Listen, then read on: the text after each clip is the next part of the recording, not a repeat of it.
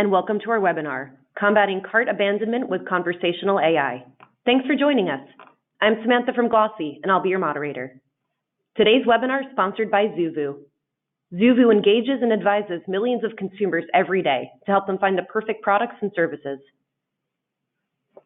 We're joined today by Sarah Asus, SVP of Marketing at Zoovu, and Nicole Leinbach-Ryla, founder of RetailMinded.com. Sarah Asus serves as SVP of Marketing at Zoovu, the ultimate AI conversational platform. Sarah has been working in the digital marketing industry for 5+ years. She has a passion for innovative technologies that help companies grow their digital presence and deliver real value to today's connected and discerning consumers. Nicole Leinbach-Ryla is the founder of RetailMinded.com, a well-respected industry resource that has been recognized worldwide for its leading retail insight. With a core concentration on independent retailers and small businesses, Ryla is a frequent guest and contributor to various media outlets that include The Today Show, Forbes, and countless B2B publications. A question and answer period will begin around 12:40 following the presentation, so please stay with us until the end. Feel free to submit questions at any time via the GoToWebinar platform. Everyone who registered for today's webinar will also receive an email with a recording of the session tomorrow, so stay tuned for that. Okay, let's get started. Sarah, take it away. Thank you. Hi, everyone. Thank you for joining us for this webinar about combating cart abandonment with conversational AI. So let's get started. And to start off with, let's have a look at a sketch from Tom Fishburne, the marketeerist. I'm sure many of you here are familiar with his work. This one specifically illustrates how complex and fragmented the customer journey is. In this case, it's for dishwashers, as you can see. But whatever the product or service your company offers, I think we can all sympathize with the gentleman here, not just as marketers and e-commerce specialists, but also as consumers ourselves. And as you can see, when faced with this customer journey, this guy found the experience totally overwhelming. From sites that were not optimized for mobile, to fake reviews, unclear specifications, and way too much choice. This guy was totally turned off, to the point that he actually debated washing dishes by hand. The reality is that no matter what you're selling, your customers can probably relate to at least a few elements of this buying journey. Being overwhelmed by choice is something we hear about from brands and retailers every week. But how big is the problem starting off with our own channel? I mean, again, looking at this, it's very overwhelming. I know sometimes I try and buy a few things. I find the journey overwhelming. Just the other day, I tried to buy a toothbrush on Prime Day. It was very, very painful. But Nicole, is this something, you engage with a lot of retailers every day? Is this something you're obviously seeing as something they're encountering? Absolutely. I look at the path to purchase as such an important piece of the puzzle when it comes to ultimately capturing consumer dollars. And there's a lot of roadblocks. If you consider how the customer journey takes place, you have to consider at what point are they exiting or at what point are they actually reaching their destination. And there's so many road barriers along the way, things that are actually trying to lure them so that they don't get to you, your specific brand, right? So whether it's frustration from fake reviews or a competitor injecting themselves through algorithms that pop into their feeds, these are all things that influence the customer journey. So it's just super important that as brands and businesses, we recognize these challenges and then, of course, work to overcome them.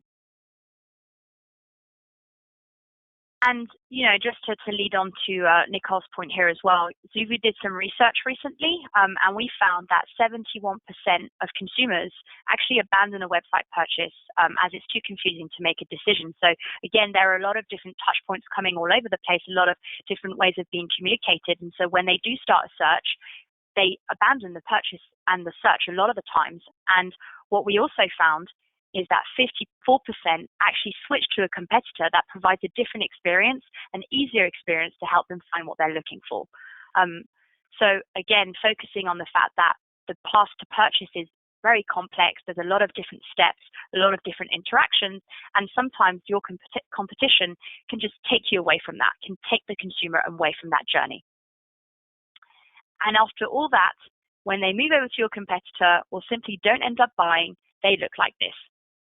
And, nobody really wants to look like this. Again, I've experienced buying the wrong thing, buying the wrong product, very upsetting. It means that you end up returning the good.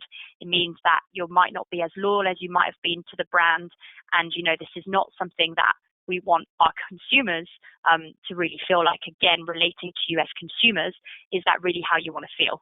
And is that really how you want your customers to feel?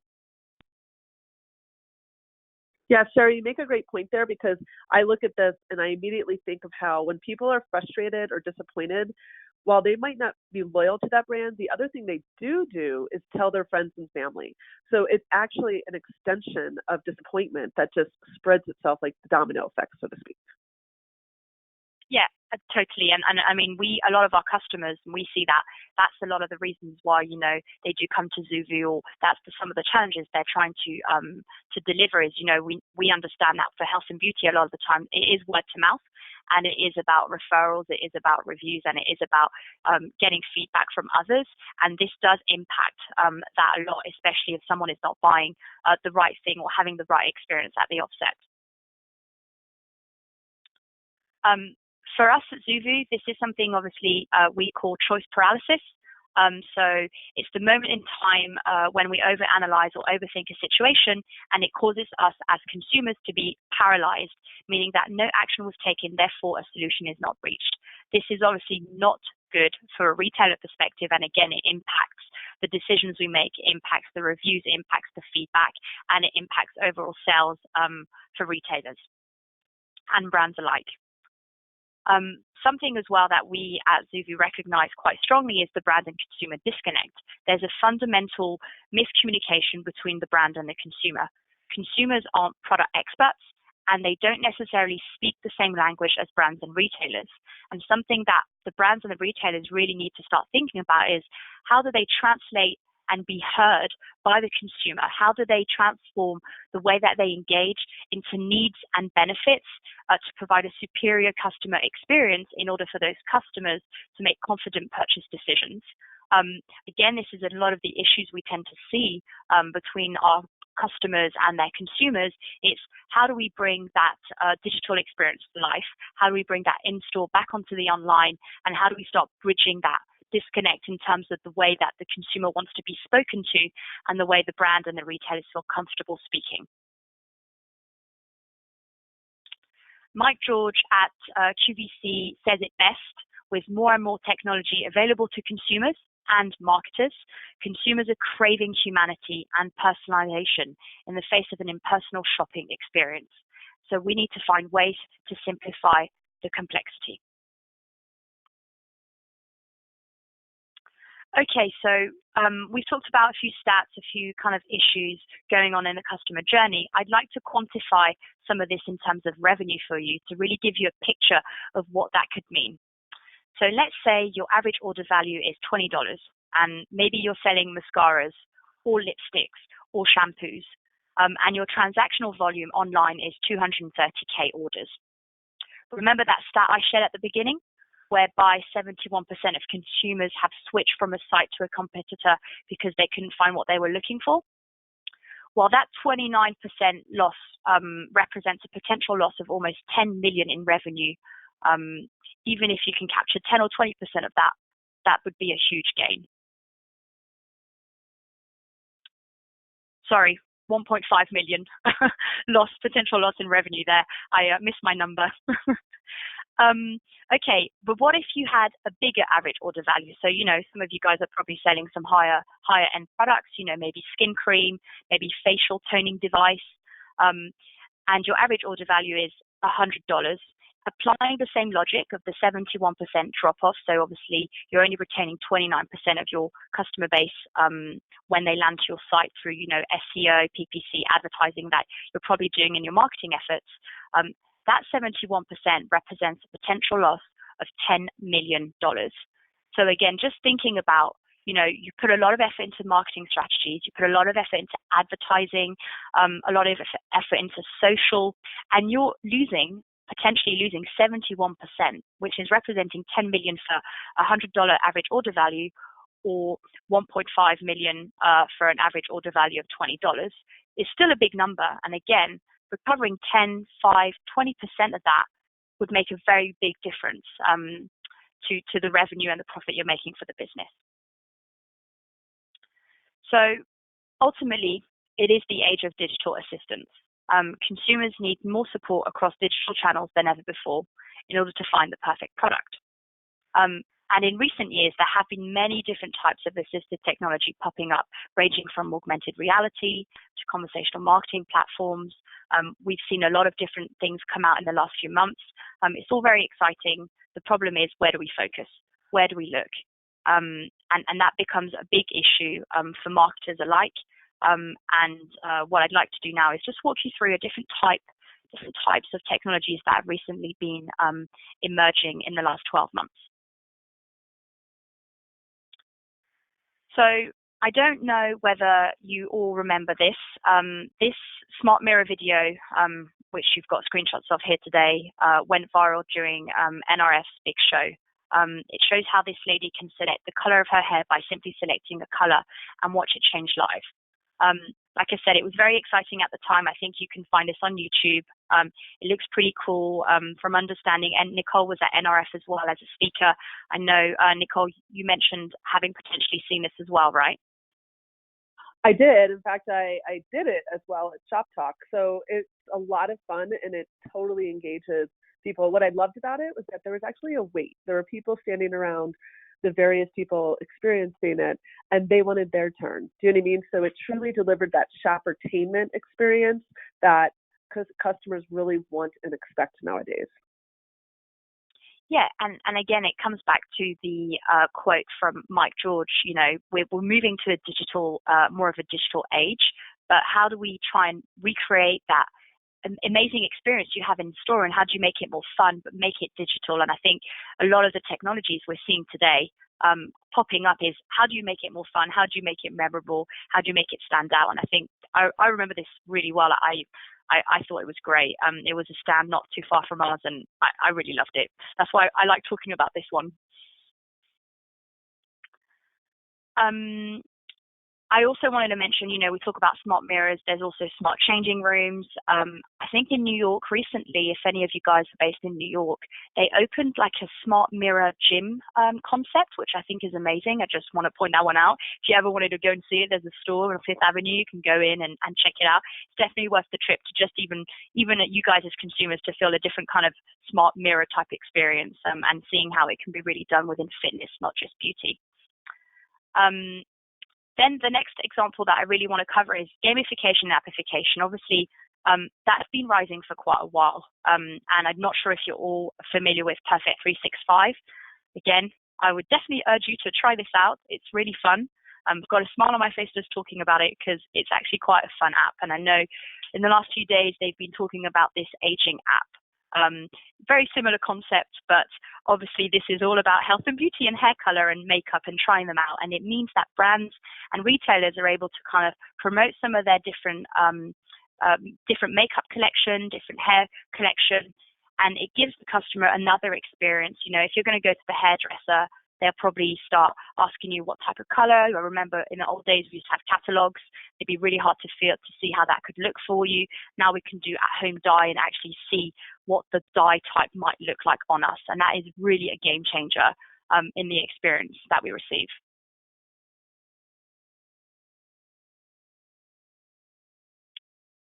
Something else that went out, I think it was released a few months ago now, was the Instagram checkout feature.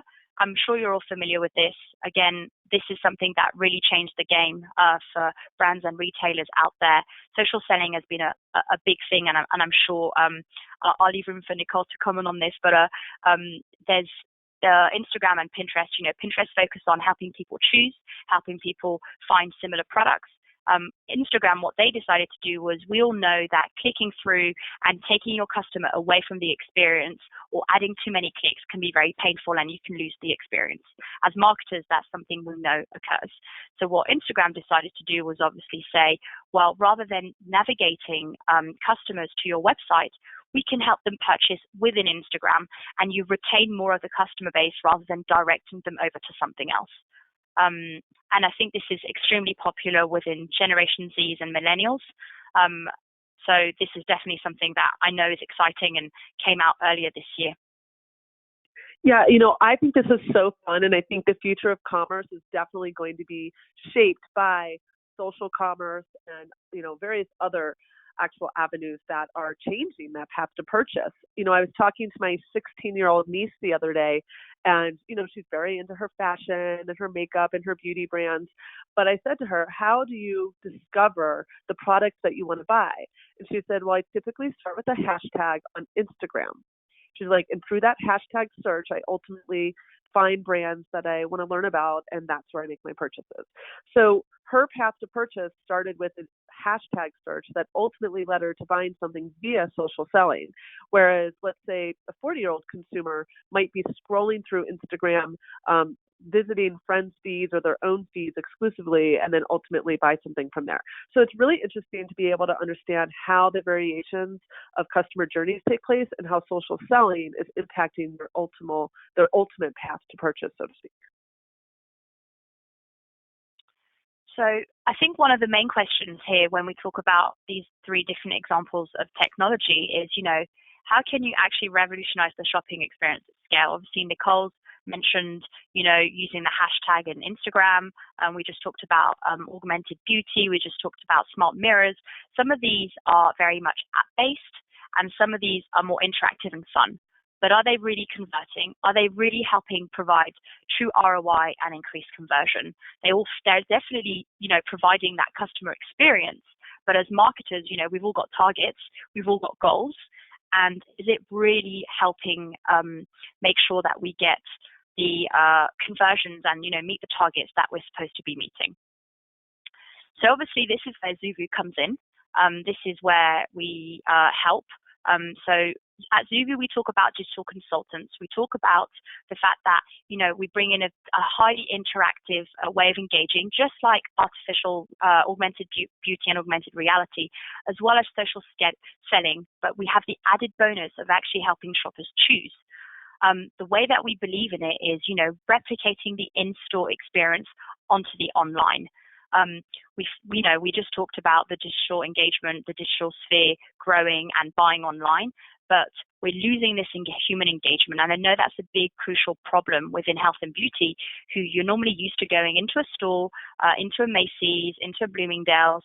For the UK, via John Lewis, you would go to the beauty bar, you would talk to someone from one of the consultants there, and they would advise you, what type of skin do you have? What's your hair care regime? What do you kind of do? That's kind of lost on the digital channels. And at Zoovu, we're specialists in kind of bringing that in-store feel to the digital channels. That's what we specialize in. Obviously, here we're talking health and beauty for you guys, but it's not obviously just applicable to health and beauty. Some of the benefits of leveraging a digital consultant, there are many. They are appearing on the screen as I'm speaking. We talk about increased sales. We talk about increased profitability, reduced returns, the increase in reach. You can start reaching more people at once. Most of the retailers and brands that I've spoken with are looking at achieving most of these, and I would say all of them.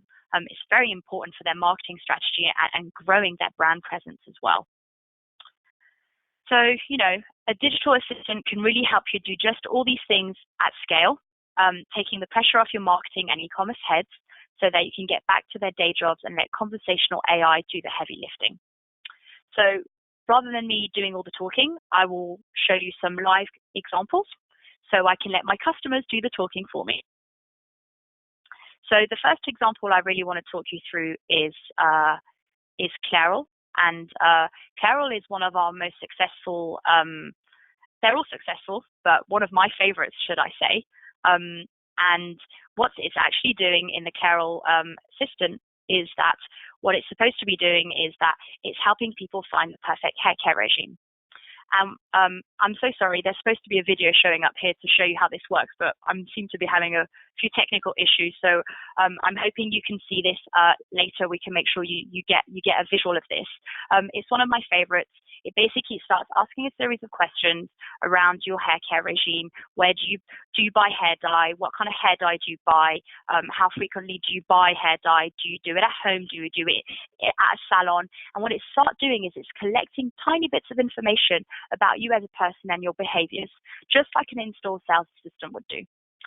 And then what it's doing, it's recommending the ideal hair dye for you. We've got this lovely functionality that's showing the different color tones on your hairstyle that you have currently. It's really fun, really interactive. It's very successful.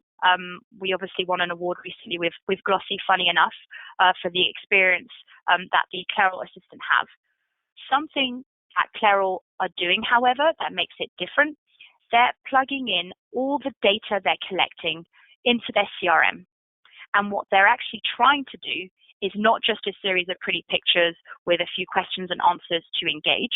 They're trying to get a better understanding of their shopper personas.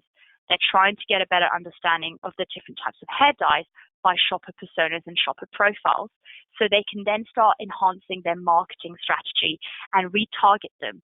If you just bought hair dye, 6 months later, you might need another one. We know which one you bought, therefore we can start messaging you about buying another type of hair dye if they were happy with it.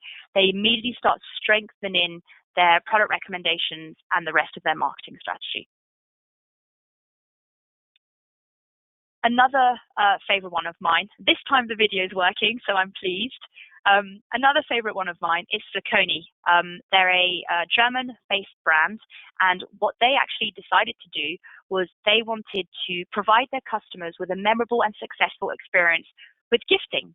So again, moving to a completely different scenario here, we know from looking at some research that a majority of Americans find that holiday shopping to be very stressful, and that they'd rather do a multitude of other things instead of buying gifts. And that obviously means that, when we're talking about holiday season, gifting season, Mother's Day, I know just trying to buy something for Mother's Day is daunting enough. When you start going online, it makes it very difficult as an experience. So what we worked with Ciccone was to provide a gift assistant that would help steer and help with the decision-making process, but also exploration. What this is also doing, yet again, is it's capturing data. It's capturing information about shopper persona types based on whether you're a man or a woman, based on if you're buying for a man or a woman, and based on the different product preferences, based on the journey that was followed when going through the question-answer flow. So again, it's helping them understand if they were using a product recommendation engine on the top as well. When you land on their website, they can start recommending based on the way you engage with the assistant. Another great example is a L'Oreal example. They use us on their content site. So what they're very much trying to do is they're trying to capture information but also engage. They're using this as a quiz on their content site, on the skincare.com website, and it's more of a fun interactive quiz. You read a bit about the content and you start providing a bit of information about what the moisturizer for you should be. What they're doing again here is they're capturing data about persona types. Obviously, when you land on a content site like skincare.com or haircare.com, you're coming to educate yourself. You're coming to learn more about the skincare regimes, the new moisturizers out there, what's right, what's not right. And so as a consumer, you're just really educating. But as a brand, you're running a content site. You obviously want to start understanding who are the people landing on your site? What are they interested in? What are they looking for? And this is exactly what this quiz helps L'Oreal do in this instance.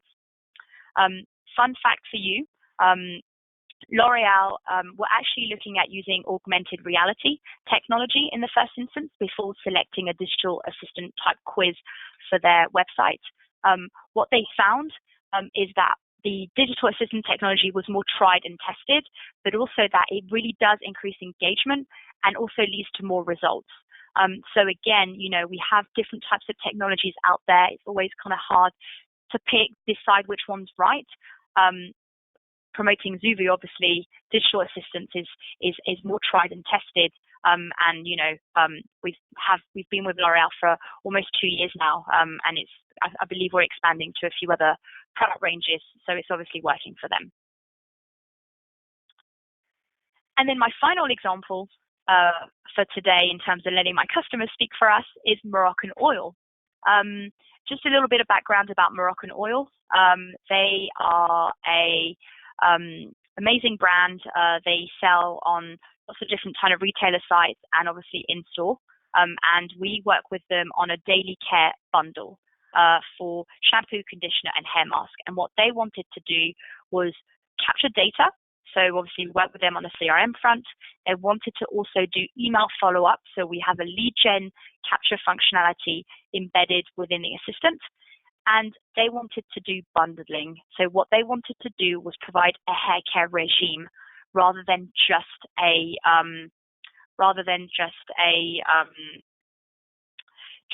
standard quiz with a recommendation of just a product. So I actually want to use Nicole to do this one live with you guys so you can really see and feel the experience. Nicole, is that okay with you? Yeah, of course. Cool.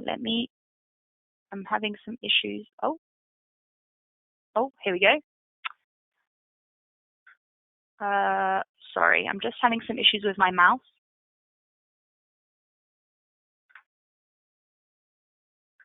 Sorry, I'm having a few technical issues. Okay, so what is your hair formation, Nicole? It is straight, super straight. It is straight. Okay, cool. Right, let's go with straight then. What is your hair texture? I would say it's medium.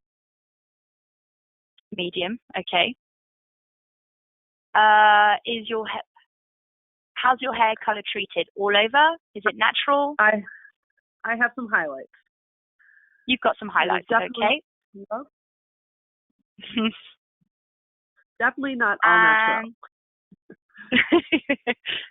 I think of these days, most women have some sort of highlights hair dye. So what's your biggest hair concern? So flatness, because I do have such straight hair, I don't want it to be so flat that it's, quite frankly, not good looking. And my goal is to have smooth hair, volumize it, and protect the color. Oops, sorry. So really, smooth. I'm having some.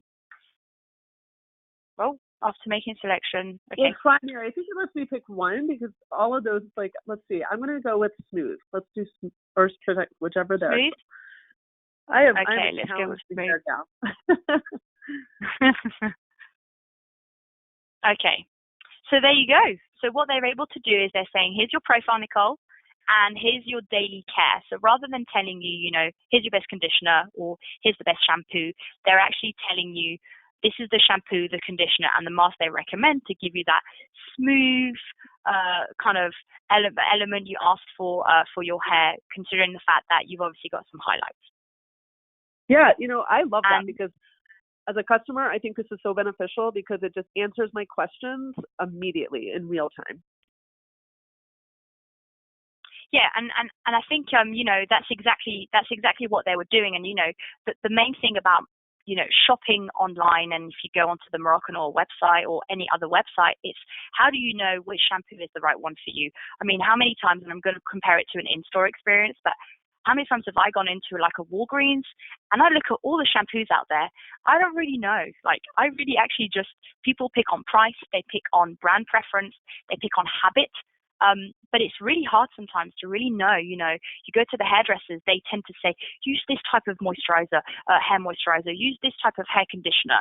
But when you're looking yourself online, it's quite difficult, and something like what Moroccan Oil offer and Clairol as well from a haircare style, is definitely cool. I mean, I look at this all the time because I think it's great. I have curly hair, so I love it. It's very particular. So I love this. So, okay, so main question is, again, we talked about earlier about the apps and the social selling and the augmented beauty. Again, they're very much app-based. When we talk about the digital consultants, we talk about doing it on all your channels. We do it for chatbots, we do it for web, we do it in-store kiosks, and we also do voice assistant if, some of you guys are looking at emerging technologies. We obviously cater to that as well. And, we do have lots of amazing results. I'll let them, again, talk for themselves, just like my customers. We see 107% increase in conversion rates. The AOV uplift that we talked about earlier as well, really impacting that as well. We increase qualified leads as well as engagement rates. And I have to share the obligatory logo slide, obviously, a little bit about Zoovu. We're a self-service platform. We also provide support with heavy lifting. If you're a bigger company or even a small company and just don't have the resource and need some help, we do provide support in building the assistants. They can be quite complex. You're about to see that in a minute. So sometimes, that support is needed. And obviously, just want to iterate that we did win an award recently. The team were there. Carol were there as well. We all had a lovely time. You can have a look on social if you want, but yeah. So let me tell you a bit more about the technology, about what Zoovu actually does in terms of technology. So, the beginning of the webinar, we talked about brand and consumer disconnect, and that is really something that Zoovu focuses strongly on. We have human data tagging capabilities, and we talk about turning complex information into human-like conversations. That's why we talk about a conversational marketing platform. The second element is we understand that, once you've got the data, and we know as marketers there's a lot of data, especially within the brand and retailer space, there's a lot of product data that's not always easy to understand. There's a lot of technical information around the product, the ingredients within the products. That's not always easy. So how do you make that so that your brands and consumers really understand what they're looking at on your site? And that's really where we really focus to help. Then we build that into a flow. And then we simply tell you, pick a channel. Where do you want to do it? Do you want it to be in-store as a self-service? Do you want it to be in-store as staff enablement and support the consultants in-store? Do you want to do it online? Do you want it to do it via chatbot because you want to make it more interactive? Then we also integrate with any e-commerce. It's just a line of code. So again, really easy drag and drop into your e-commerce website. And then we provide all these insights for you: product insights, sales performance insights, and question insights. So really, it's a very easy, intuitive platform, very quick to use. We offer templates as well. So, whether you're looking at starting fast and with no hand holding, we provide different types of templates for your needs.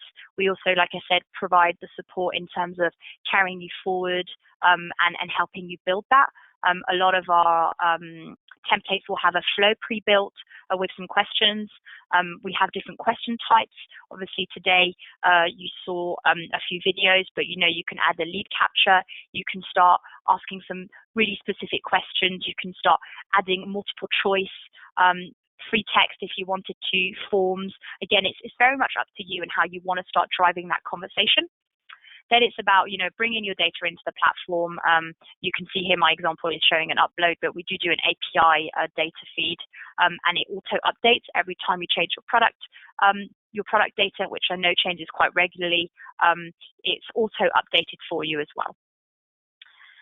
And then a really important part, especially for health and beauty, is the persona, is the data. What kind of data are you guys getting? Real-time actionable insights and reporting sounds nice. Again, we're all marketers, so that sounds kind of nice. But what does it actually mean?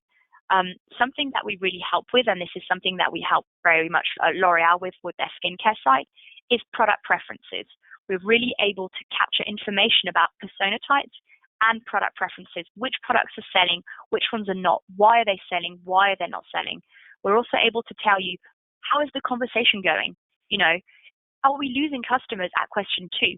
If we are losing them at question 2, why are we losing them? This is where our learning algorithms, our machine learning and AI element really comes into play. It's very much about the data we ingest and then providing our customers with the right insights around the behavior their consumers are having with the question flow that they've put together onto their website or in store on chatbot. And just to emphasize that point, I think this talks quite nicely. As you can see, it's laptops. I ran out of time to get you guys a health and beauty example, but again, as we understand shopper persona types, we start understanding the wording. We start pulling in review data. For those of you guys that are using FIFO, Bazaar Voice, Trustpilot, for example, we start pulling in those review data points in. It's about making your UGC work harder for you. And by taking all that information into the mix, we start being able to create more robust conversations based on your different shopper persona types. And then you start building in the product recommendation piece. What products do they prefer, but also what products do we recommend to those persona types based on the reviews and based on the interaction they have had with the assistant, which can then be live updated for you. So again, there's a lot of stuff. I know sometimes it looks very simple. We look at a lot of images. We look at a few questions. It looks pretty easy. You just saw the Moroccan Oil one. We've only had 4 steps in there. Consumers do need a slow path, an easy path. Start adding too many questions, you lose your audience. We know convenience and speed is key these days. But actually sitting in the platform itself behind those pretty screens is some really complex, robust data and algorithms to help build the insights and, create conversations that convert continuously. So just to quickly recap on what we discussed today, some of the consumer pain points, finding it hard to find the right product. It's a stressful experience. Again, the marketingist image at the beginning represented that. Nicole definitely touched on a few points to that as well. And, the lack of human engagement found in store and the fact that we're not experts. No consumer is. And again, I'm appealing to your consumer sense here. We're just not experts. And so it makes it hard when you're online. But from a marketer perspective, how do you bring that in-store experience? How do you help consumers that are not experts? How do you understand buyer decisions by providing more engaged and personalized experiences? That's hard. And obviously, we talk about a solution. Zoovu is a conversational marketing platform, and we very much focus on bringing this human touch to the digital channels, understanding the needs and starting communicating in needs and wants rather than a push information, push visuals, push data mentality. I'm not sure, Nicole, is there anything you want to add to that? No, I think that's all fantastic. I think that, at the end of the day, brands and businesses have to recognize that customers have short attention spans. So giving them something that will engage them and keep them engaged is key. But being able to do so while also gaining access into their insights and preferences is a huge win for businesses.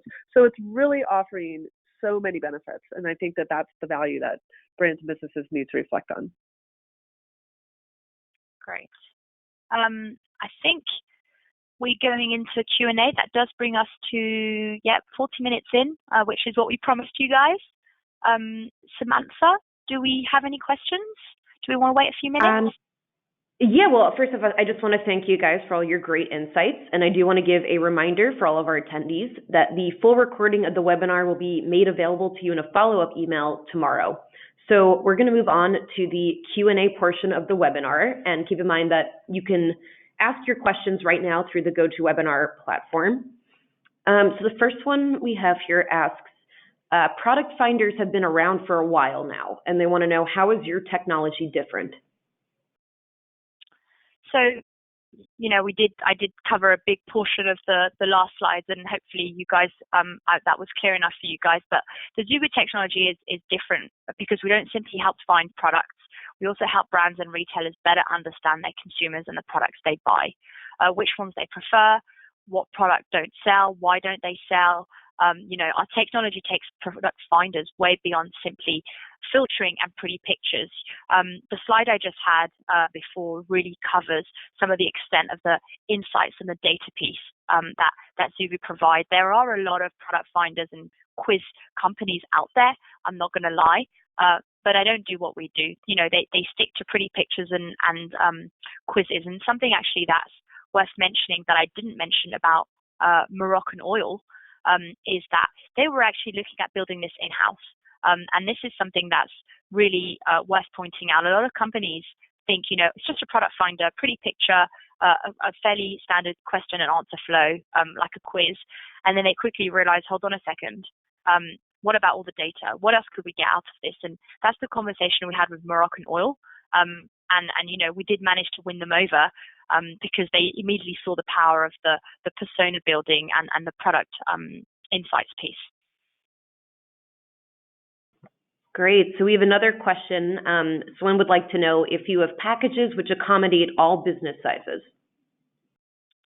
Yes, we do. We understand that different businesses have different needs and different businesses of all sizes, industries. We accommodate everybody. That's why I mentioned earlier, self-service. So we do a self-service with, we do some small hand-holding to get you onboarded and to support you. If you did, however, if you're a bigger business, for example, and, you don't want to be hands-on, then that's also possible, and we can take everything in-house and support. So it's very much as flexible as it works for you guys. Great. Someone else wants to know how this can be relevant for fashion brands specifically. Sure. I actually have a really good example. We can make sure that the person who asked that can get a link and can see some of that. We've got a style finder example where we start talking about, let's start again. Fashion is very subjective. It's very preference-based. Which sometimes can be very difficult for building questions and answers, especially with the data, because it's not as straightforward as saying a technical piece of data equals this word. So what we've built is we have a very good example of how this works, where we talk about finding your style. So it's about matching different styles. If you're going out, if you're the kind of person that likes to go clubbing or prefers a nice cocktail evening. And by starting capturing these preference-based bits of data, we're able to recommend the ideal outfit. So Style Finders works really well. Like I said, it's very subjective based, but we do tend to see a lot of examples around building outfits based on different activities and situations. We also actually work with Otto. They're an Amazon equivalent in Germany, and we work on Size Finder. So we have a really good size finder example for fashion. So, figuring out what's the ideal size for the style of clothing they're looking for. Great. Someone says that their agency tried to create something similar, but they failed, and they'd like to know how Zoovu would be different. So, we often see agencies creeping up, unfortunately for us. Agencies can bring the creative that most businesses want. Again, the pretty pictures. But what they don't have is the technical build and the data piece. And that's what's missing in most cases. So it comes back to the whole, product finders have been around. How is your technology different? An agency can make things look great, but they don't necessarily have the robust, complex data sets sitting in the back that are doing this human data tagging, that are transforming the technical language into human-friendly words, and that are then building personas, product recommendations, but also product preferences, pricing insights. The agency will make it look amazing, and we do work with agencies. So, we do sometimes work with agencies for the needs of some of our customers, but it's mainly the robust data set and the Q&A capabilities that they tend to lack. So we have a question that asks if the assistants work on mobile, and they'd also like to know how customizable they are. Yeah, so the assistants are completely omni-channel. It's very much up to the customer to pick their own device. And in terms of fully customizable, like I mentioned, we've got some templates, and then they can start adding their own imagery, their own fonts. We have different themes. If they wanted something completely bespoke, that would fall into more of a managed services remit, where we have front-end designers that can build those for them. So yes, it's again coming back to the packages to all business users, to all businesses of all sizes. Same thing applies for customizable. It depends on what the customer is trying to achieve. So it looks like we have time for maybe one or two more questions. So we have one here that says the assistants don't look overly complex, and they'd like to know where the need for AI comes into it. Yes, so again, the need for AI is very much sitting where you have the learning algorithm piece where we ingest all the data. So it doesn't look complex because, you know, as a consumer, you probably wouldn't engage with something very complicated. You'd want to engage with something attractive to the eye, something that you feel looks engaging and interactive. So it has to look pretty simple to use. The AI is at the bit where we basically gather all the interaction data, so the behavioral data of everybody clicking and interacting through the question flow. And basically we're able, as it's going through our learning algorithms, to give some insights into how is my product doing? What are the products that are being bought? Which ones are not being bought? And build as well some personas, talk about sales tracking data, how much is converting, how much revenue am I making from this? And that's where the algorithm is coming into play, where we're building these insights around products, and this then impacts profitability of the business, you know, operational efficiencies. It starts impacting the rest of how you make your decision in terms of new product development. You know, if more people are buying X product over Y product because of some picture or some wording, then maybe we should start thinking about changing the flow, but also maybe that product is just not working. And maybe we need to start thinking about maybe we invest in a different product. So it's great for A/B testing as well. Cool. So we actually have a question for Nicole that says, how does this sort of technology resonate with what you see at Retail Minded? Yeah, it's a great question. So, you know, at Retail Minded, we're doing ongoing research extensively across e-commerce, traditional brick and mortar, and we're constantly seeing that the most successful technology is the technology that involves human engagement and response, quite frankly. So like creating that engagement and that entertainment and factoring that into how ultimately customers are being entertained but also informed. And so this is why I mean conversational commerce, conversational AI, all of this is so relevant with what's happening in the commerce landscape. Great. And I think this is going to be our last question. So someone says, do you implement the tech for your product for your clients? I'm a fashion e-retailer owner and I don't have any tech experience. Yes, we do. I mean, in terms of implementation, as I mentioned, it's a line of code. So there isn't really any tech implementation. What we have done is that we have built a platform with, you know, people that don't have tech experience. A lot of marketers are nowadays, and you've got the tech marketers and the non-tech marketers. We did build the platform in mind for non-tech marketers. I've got my team using it, and trust me, they are not tech experts. We built it with non-tech marketers in mind. So obviously, you know, if that was of interest, you could access the self-service platform environment and do it. If you felt that it wasn't working and needed additional support, then obviously that is something we can do and you know, we can help. However, if it's really a no-no doing it, you know, yourself, then we do fully manage as well. Okay, great. So I think that's all the time we have for today, but I want to say thanks again to Sarah and Nicole, and of course to our partner Zoovu, and thank you to all of those who joined us today. We hope that you learned something. So keep an eye on your inboxes tomorrow again for a link to the recording, which you can watch on demand. All right, so thanks again, everyone, and please enjoy the rest of your day. Great. Thank you very much, everyone. Thank you. Have a great day, guys.